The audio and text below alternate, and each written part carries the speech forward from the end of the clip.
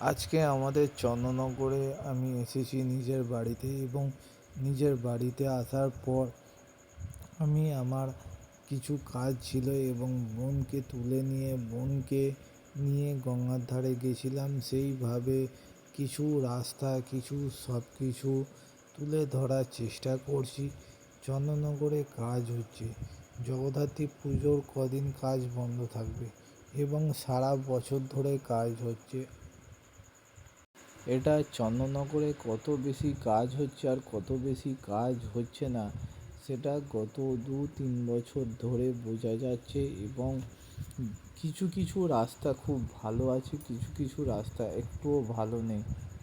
চন্দননগর স্ট্যান্ডে কিছু কিছু জায়গা ভালোভাবে বসে গেছে, সেগুলো ঠিক করা এবং চন্দননগর স্ট্যান্ডকে বাঁচিয়ে রাখার জন্যে কোনো উদ্যোগ নেওয়া হয়েছে কি না আমি বলতে পারবো না, কিন্তু রাস্তা বলুন, ফুটপাত বলুন, চেয়ার বলুন, বসার রেলিং বলুন, সে সমস্ত কিছু আস্তে আস্তে খারাপ হয়ে গেছে।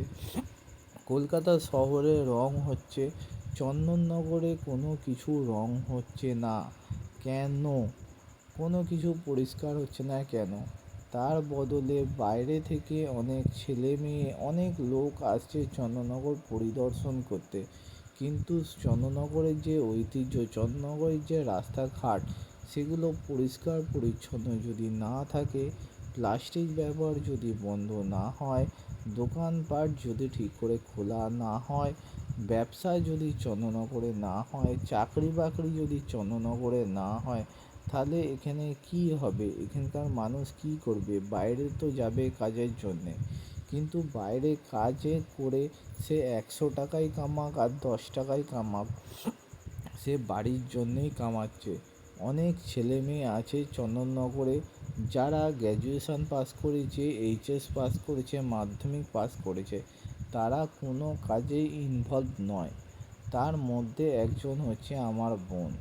কারণ সবাই মোবাইল এবং মোবাইলের ভেতর ইউটিউবের ভেতরে ফেসবুক, ইনস্টাগ্রাম, এতে সোশ্যাল মিডিয়া করে কাজ করে যাচ্ছে। কিন্তু অনেক রকমের কাজ আছে, ঘরে বসে ব্যবসা করা যায়, ব্যবসা করতে হবে যে কোনো রকমভাবে। 50 টাকা দিয়ে 55 টাকা কীভাবে হবে, সেইগুলো কাজ করতে হবে।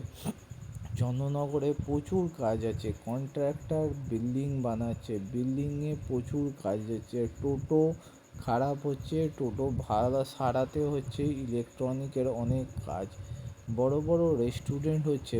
চন্দননগরের মানুষ কটা রেস্টুরেন্টে খাবার খেতে যাচ্ছে প্রতিদিন। কিন্তু বলবো কি, শিক্ষা ব্যবস্থা আর সমস্ত কিছুকে চন্দননগরে ভালো করে তুলতে হবে।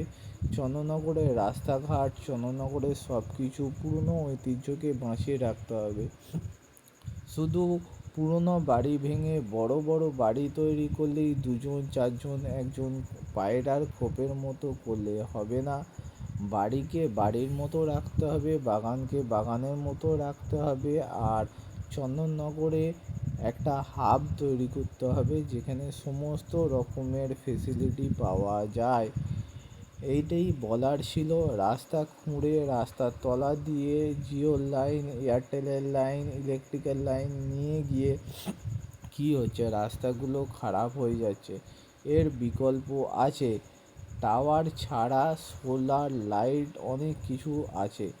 আপনাদেরকে উদ্দেশ্য এবং ভিডিওর মাধ্যমে বোঝানোর চেষ্টা করলাম যে চন্দননগরকে সুস্থ এবং সবল রাখতে সকলকে এগিয়ে আসতে হবে।